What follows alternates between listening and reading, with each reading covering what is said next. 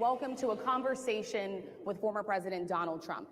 This discussion continues a decades-long tradition during election years of inviting journalists to discuss the policies and their impact with the candidates who are running for president, and the impact of those policies, especially in Black communities. Former Presidents George W. Bush, Barack Obama, and Bill Clinton have attended the NABJ conventions either as presidents or as presidential candidates in past years. NABJ is currently in conversation with Vice President Kamala Harris's team to schedule a Q&A either in person or virtually in September. Right, we're still waiting for Trump to actually turn up. Please be as rude as you like. This is your opportunity to say what you like because it will be monitored. You leave a comment on anything you hear. And by the way, Harry's Faulkner, NABJ has partnered with PolitiFact to fact check this conversation in real time. You can access that feed on social media using the hashtag NABJFactCheck. Again, the hashtag is NABJFactCheck. We have a lot to get to, and we do not want to waste any time, so let's bring out the former President of the United States, the Republican nominee for president, former President Donald Trump.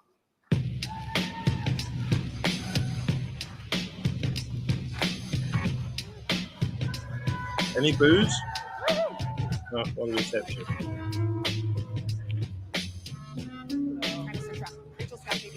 Thank you.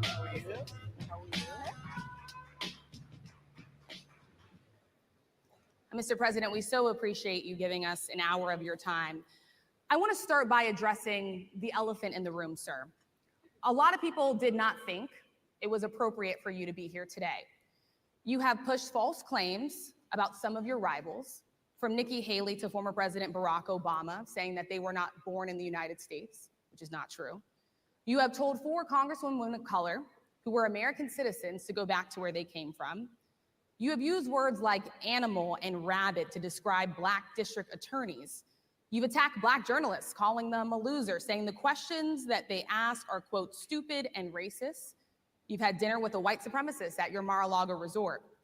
So my question, sir, now that you are asking Black supporters to vote for you, why should Black voters trust you after you have used language like that? Well, first of all, I don't think I've ever been asked a question so in such a horrible manner. First question. You don't even say, hello, how are you? Are you with ABC? Because I think they're a fake news network, a terrible network. And I think it's disgraceful that I came here in good spirit. I love the Black population of this country. I've done so much for the Black population of this country, including employment, including opportunity zones with Senator Tim Scott of South Carolina, which is one of the greatest programs ever for Black workers and Black entrepreneurs.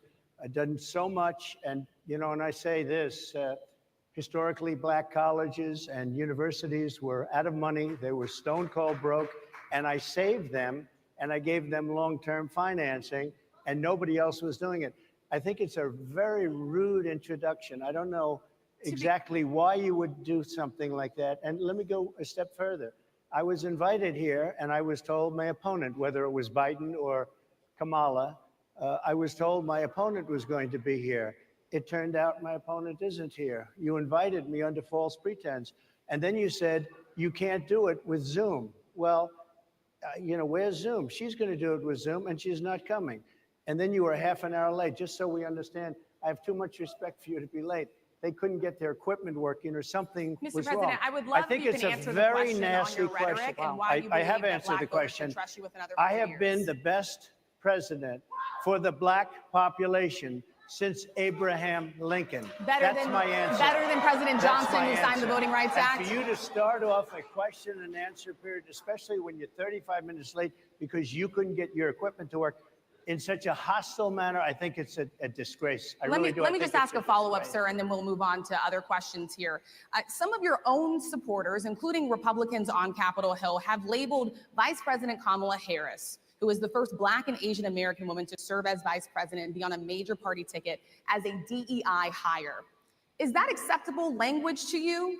And will you tell those Republicans and those supporters to stop it? How do you define DEI? Go ahead. How do you define diversity, equity, inclusion? Okay, yeah, go ahead. Is that what your definition? That is Give me a literally definition the words. then. Would you give me a definition DEI. of that? Give me a definition. Sir, I'm asking you a question, a very direct question. Define it for me if you I just defined it, sir. Do you believe that Vice President Kamala Harris is only on the ticket because she is a black woman? Well, I can say, no, I think it's maybe a little bit different. So I've known her a long time indirectly, not directly very much. And she was always of Indian heritage, and she was only promoting Indian heritage. I didn't know she was black until a number of years ago when she happened to turn black, and now she wants to be known as black.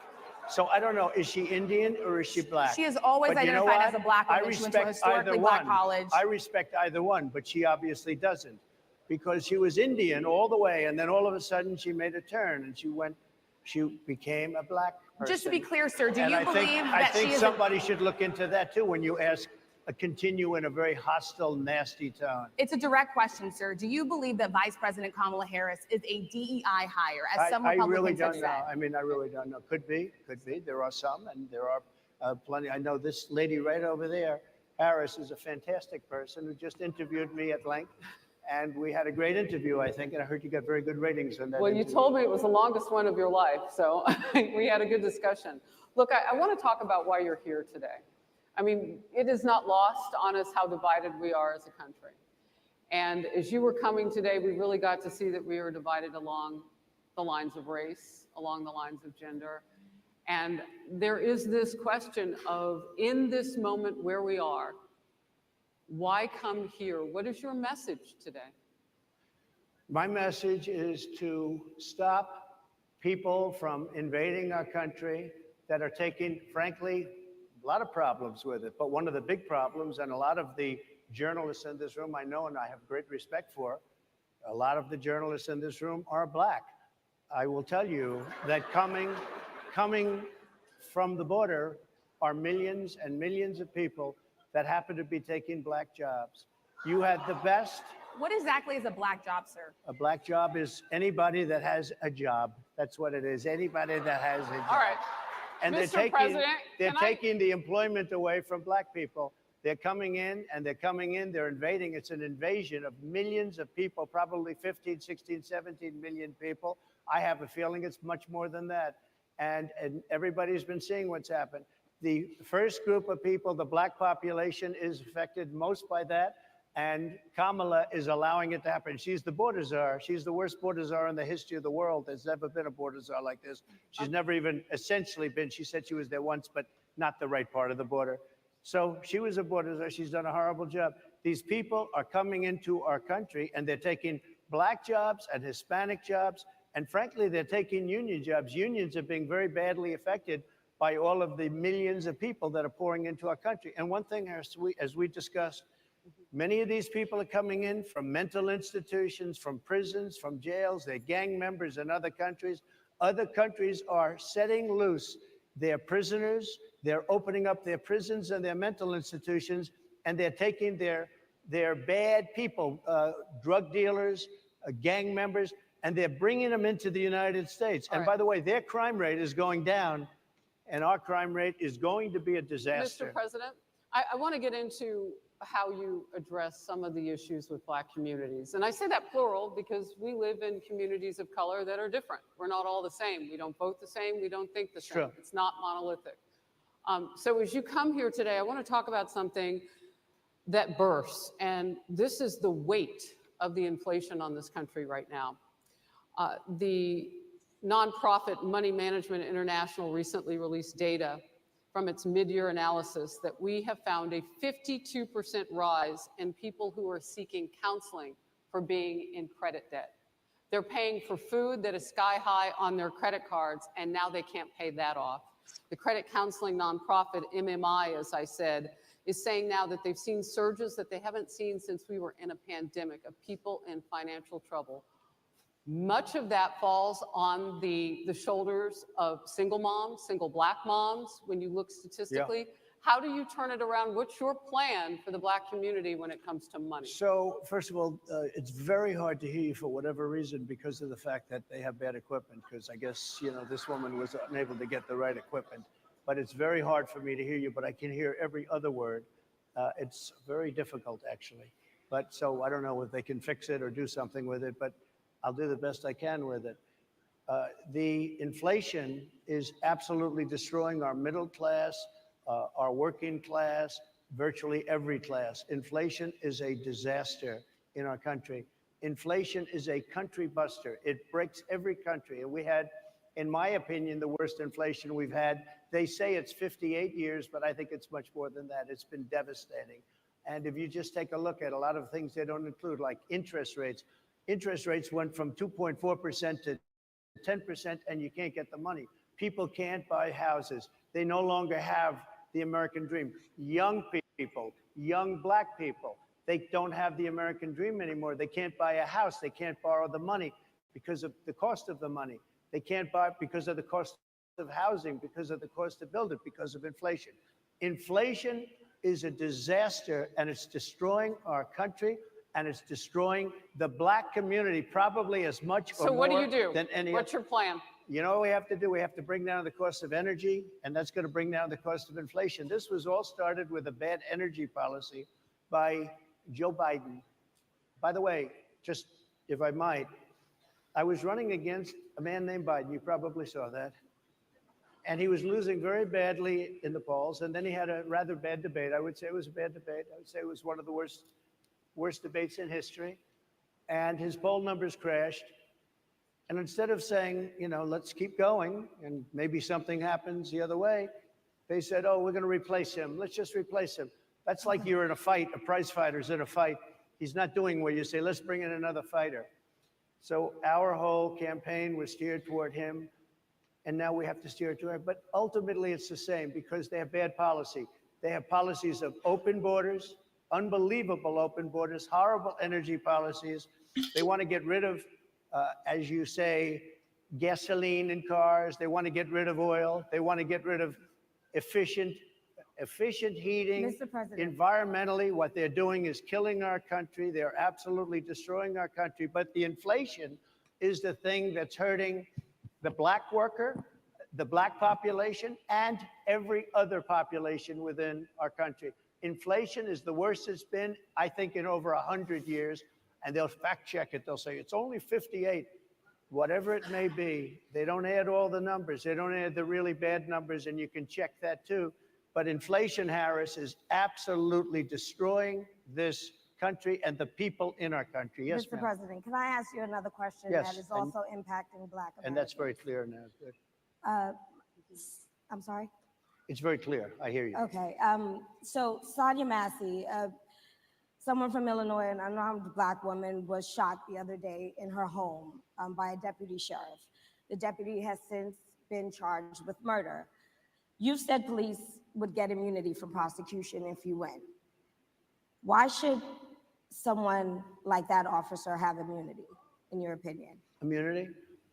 Immunity. I don't know the exact case, but I saw something, and it didn't look good to me. It didn't look good to me. Are you talking with the water, right? Yeah, well, police unions are not backing this person either. Okay. But again, why would... They're going to be charging the officer. I guess they're charging the officer. So why should he receive immunity? Well, he might not. I mean, it depends. It depends on what happens. I'm talking about people that are much different cases than that. We need people to protect ourselves. And by the way, in Chicago, as an example, a few weeks ago, July 4th weekend, they had 117 shootings and 17 deaths. Nobody wants that. Nobody wants that. We need to have our police officers have the respect and dignity back. In this particular case, I saw something that didn't look good to me. I didn't like it. I didn't like it at all. So can you get a little more specific back to the immunity question? Who would make those Well, right now, for the most part, people are protected by their unions, by their police unions, or by their police departments. But I'm saying if I felt, or if a group of people would feel that somebody was being unfairly prosecuted because the person did a good job maybe with crime, or made a mistake, an innocent mistake. There's a big difference between being a bad person and making an innocent mistake. But if somebody made an innocent mistake, I would want to help that person. What would those exceptions be? What would determine You go innocent after mistake? somebody and it's a very close call and it's very dangerous. And they have the policeman's life and woman is a very difficult thing because sometimes you have less than a second to make a life and death decision. And sometimes very bad decisions are made. They're not made from an evil standpoint, but they're made from the standpoint of they made a mistake. So I want to follow up really quickly. I find it interesting because you do talk about reining in prosecutors, especially when it comes to prosecutors that are prosecuting you. Why doesn't that skepticism apply to law enforcement? Well, I've been prosecuted because I'm a political opponent of two people that have weaponized our justice system. I've been prosecuted. I just won the big case in Florida. Everyone said that was the biggest case. That was the most difficult case. And I just won it. Now, Biden has a similar case, except much worse. I was protected under the Presidential Records Act. Biden wasn't because he wasn't president at the time. And he had 50 years worth of documents. And they ruled that he was incompetent and therefore he shouldn't stand trial. And I said, isn't that something? He's incompetent and he can't stand trial. And yet he can be president. Isn't that nice? Mr. President, but they released him on the basis that he was incompetent. They said he had no memory and he was a nice old guy, but he had no memory. And therefore, we're not going to prosecute him. I won the case and it got very little publicity. I didn't notice ABC doing any publicity on it, George. We covered you extensively, sir. I'd love to move over on to different topics. I didn't notice you do any publicity on it at all. I won the case, the biggest case. This is an attack on a political opponent. I have another one where I have a hostile judge. We have you for a limited time, sir. I'd love to move on to different topics. No, excuse you. You're the one that held me up for 35 minutes, just so you understand. If we can move on now to the state of the race, sir, I want to get back to the campaign. Senator J.D. Vance is your running mate. He's had a lot of controversy lately, and I want to read you a few things that he has said in the past.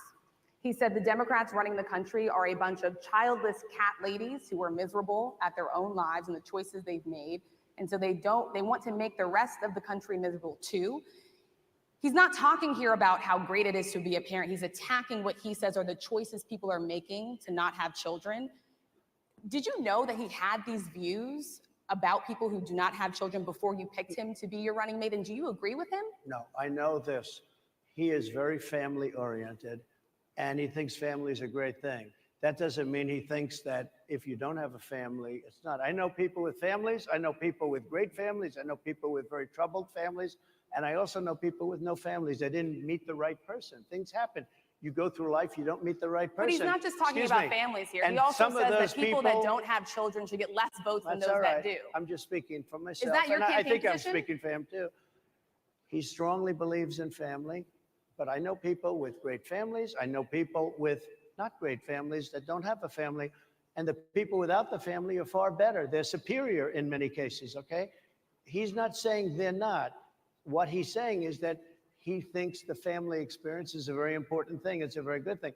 But that doesn't mean that if you grow up and you grow older and you don't meet somebody that would be wonderful to meet and would have been good, that that's a bad thing. He's not saying that. My interpretation, you'll have to ask him actually, but my interpretation is he's strongly family oriented, but that doesn't mean if you don't have a family, there's something wrong with it. Just one last point and then we'll move on. Just one of the bedrock principles of American life is one person, one vote. Senator J.D. Vance has suggested that someone who has children should have more votes than a person who does not have children. I just want to be clear here. Is that the position of your campaign? Well, no, but it's not something I have ever heard before. I can tell you this. Right now you have illegal aliens coming into our country, many from prisons and many from mental institutions, and they want to give them votes. I don't think they should have votes. They came into our country illegally, and they're taking the vote away from all of the people in this room that have been here a long time, that have worked hard, that in many cases, and you'll see this happening, if I'm not elected, you're going to see it happen. If I am, you're not going to have any problem. But you're going to see it happening a long time. You're going to see the people in this room and people outside of this room are going to be losing their jobs to people that have come into this country illegally. Mr. President, can we stay with just kind of the state of the race right now? Because I felt like that vice president question, candidate question was right in there with that. So let's talk about J.D. Vance for a little bit. He's had some stumbles out of the gate. I don't know if you're hearing what we hear as reporters, but it's been a tough couple of weeks for him. Why did you choose J.D. Vance? Why did you choose him? And I'm having a hard time hearing too. I chose know him everybody because, out there can, but it's I'll hard tell to you hear. why. I chose him because he's a very strong believer in work and the working man and woman, and especially the working man and woman who have been treated very unfairly, because you have many of them in this room.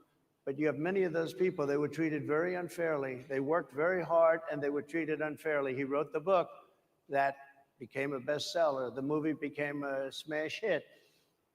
He's a very smart guy without the benefit of having a family that has contacts, like a father that was well connected. He got into Yale Law School. He graduated in 2 years from Ohio State, summa cum laude. I mean, you take a look at, his career has been an amazing career. He started off at a level with a difficult family situation, very difficult with the mother and the father and everything else.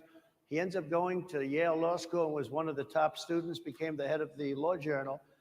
I mean, that's an amazing thing. He's a 4-year, he was in the military with great distinction for 4 years, got out, went into business, became successful in business, very successful in business, actually. Did public offerings and other things. And I have to believe in that. I mean, he's somebody that was born in a rough situation. Most of the people know that situation because it was very well documented in his book.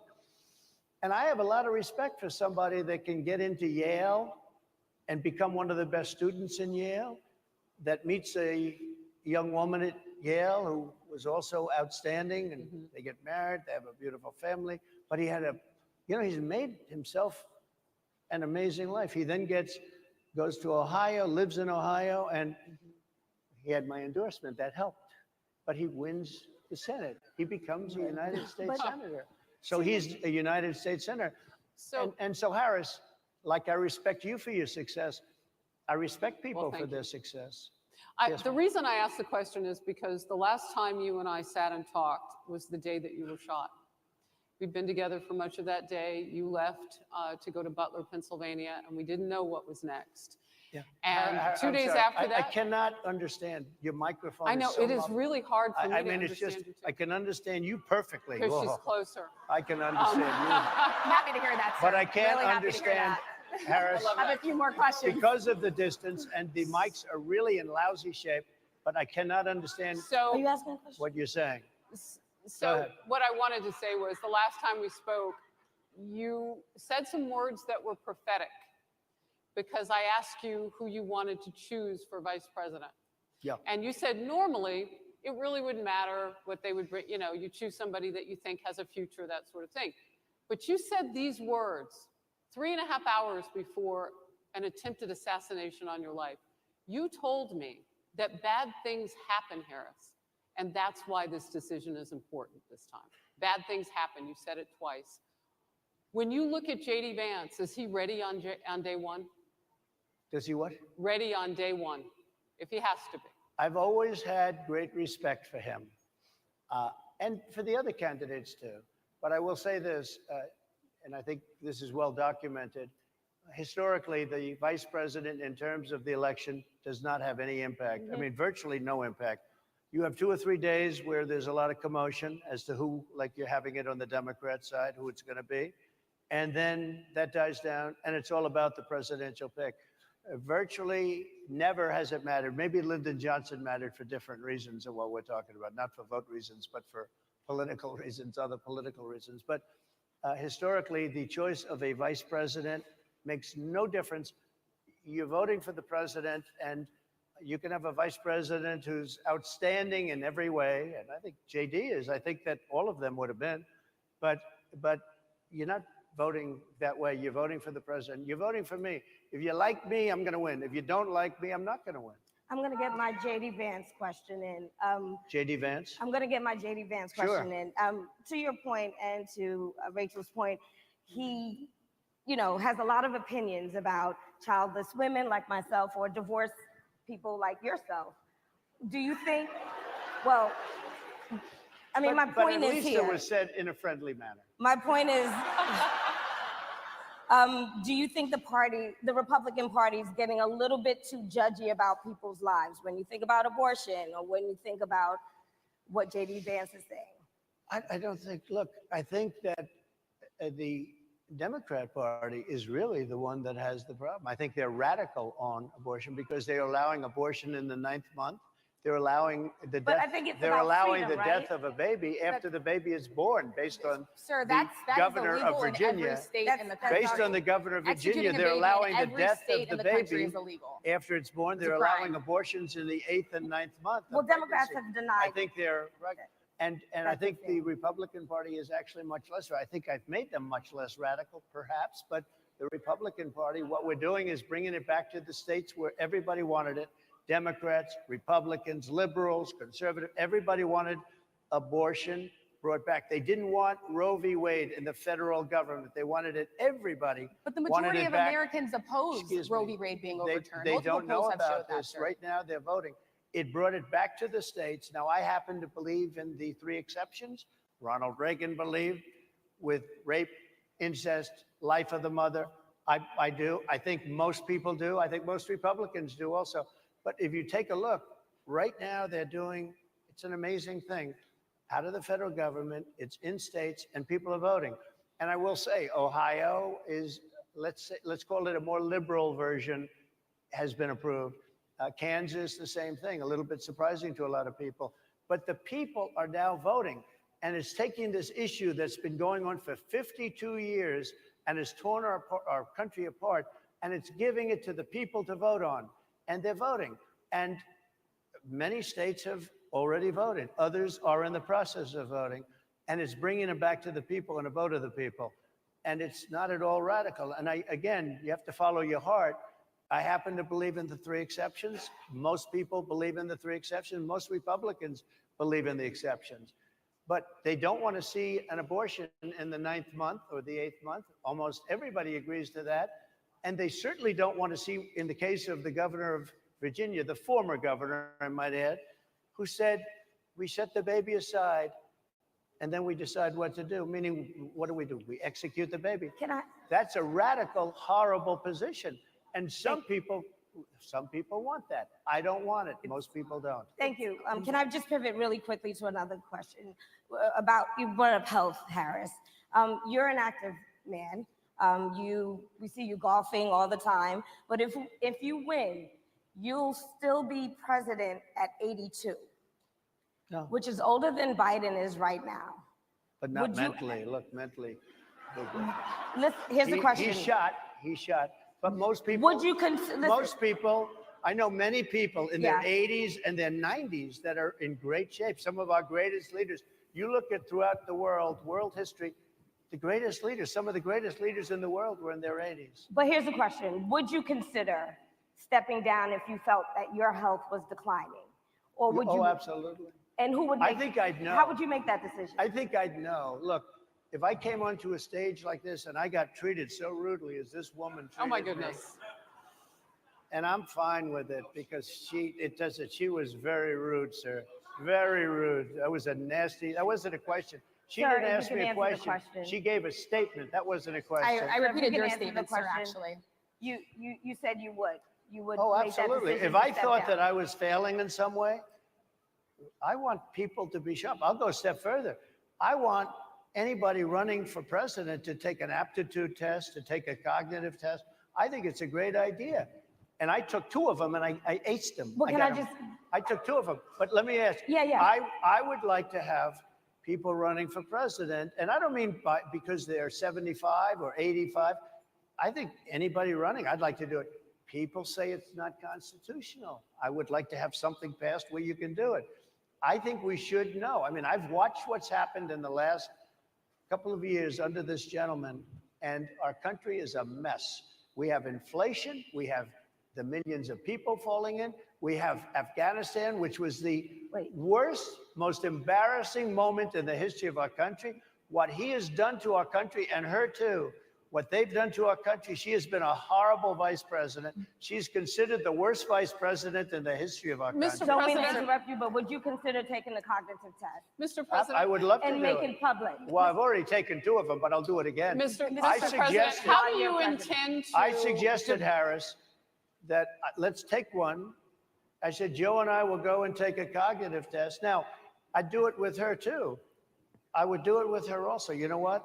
She failed her law exam. She didn't pass her law exam, so maybe she wouldn't pass the cognitive test. Mr. President, Are you saying she wouldn't pass? Just to be clear, I'm just giving you the facts. to be clear, you don't think I'm Harris just would how do pass? you giving the intend, facts. She and didn't look, pass her bar exam, and she didn't think she would pass it, and she didn't think she was going to have to pass it. And I don't know what happened. Maybe she passed it. She did pass it. There's a She man did- over she here. did I in think fact pass he it. must work for Mr. her. President, I would love to ask you about January 6th. You've called yourself the candidate of law and order. When Time Magazine asked you if you would consider pardoning all the rioters, you said, yes, absolutely. Sure. You called them patriots. 140 police officers were assaulted that day. Their injuries included broken bones, at least one officer lost an eye, one had 2 cracked ribs, 2 smashed spinal discs, another had a stroke. Were the people who assaulted those 140 officers, including those I just mentioned, patriots who deserve pardons?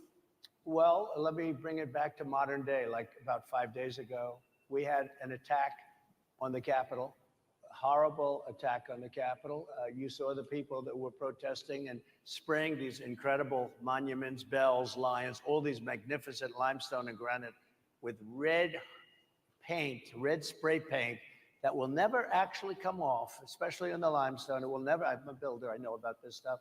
It'll never, you'll see it in 100 years from now. They viciously attacked our government. They fought with police. They fought with them much more openly than I saw on January 6th.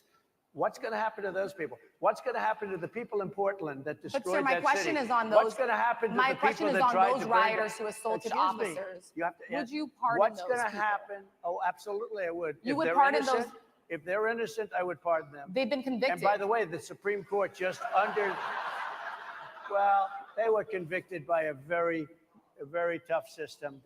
How come the people that tried to burn down Minneapolis, how come the people that took over a large percentage of Seattle, how come nothing happened to them? How come the But people sir, we're talking about people that were seen beating officers with flagpoles, dragging them down the stairs. They're on video. Have you seen that video, sir? Oh, really? Well, they You would pardon those rioters? They shot a young lady in the face who was protesting. They shot her in the face. You know, nobody died that day. You do know that. But people died in Seattle. Nobody died, but people died in 140 Minneapolis. You know, officers people died in assaulted that Minneapolis. day. And nothing happens, and nobody ever talks, and nothing happens to those people. But you went after the J6 people with a vengeance. And I'll tell you what about the cops that were, and I'm all for the police, as you know, but what about the police that are ushering everybody into the Capitol? Go in, go in, go in. What about that? Look, nothing is perfect in life, but you have people from Minneapolis, you have people just from 5 days ago in Washington, D.C. They were having fistfights and fighting with the police. They were spraying and destroying. They were desecrating our monuments in Washington, D.C. 5 days ago, and nothing happened to them. And you can't have 2 systems of justice. That's why they went after me as a political opponent, because they felt they couldn't win without doing that. And we're going to win our cases and we're going to be vindicated. But I have to spend a lot of time on that and money. That's what they want. After the election, they won't care. Although in my case, I think they probably will, because the hatred is pretty deep. But I'll tell you, they went after me as a political opponent. That's never happened in our country before. And it sets a terrible, terrible precedent. what do you do on day 1 if you win? What's your first thing? What do? I close the border. And I do 2 things, because I can do a lot of things simultaneously. I close the border. We don't want people coming. We want people to come in, Harris, but they have to be vetted. They have to be checked. They have to come in legally. We want people. I want people to come into our country, but they have to be vetted. They have to be checked. So when you say, what do? That, and I drill, baby, drill. I bring energy way down. I bring interest rates down. I bring inflation way down, so people can buy bacon again, so people can buy a ham sandwich again, so that people can go to a restaurant and afford it. Because right now, people can't buy food. Your grocery bills are up 40, 50, 60%, right? She's agreeing to me. Oh, she's agreeing. Thank you. I like you very much. Mr. President, I think we are. But it's true. Your grocery bills are up. And then they're mandating that you buy an all-electric car. You know, Elon Musk endorsed me, and he's a friend of mine. He's a good guy. He's a smart guy. But I'm against everybody having an electric car, okay? I'm very much against that. You have to be able to, if you want a hybrid or if you want a gasoline-propelled car. But, you know, we have more liquid gold, gasoline, oil, under our feet than any other country, more than Saudi Arabia, more than Russia, more than any other country. I want to use it. I want to use what we have. I want to bring down prices, bring down costs, and I also have to stop the invasion. And remember, they're taking your jobs. These people coming in are taking your jobs. Project 2025. I think we have to leave it there by the Trump team. All right. So leave it. That is the last word. Thank you so much, Mr. Trump, for coming today and joining us. Well, thank you very much. They've been telling us. Thank you. Thank you, everybody, very much. Great honor. Thank you, Mr. President. Thank you. NABJ will email about details regarding the conversation with Vice President Kamala Harris in September. Thank you. Thank you very much.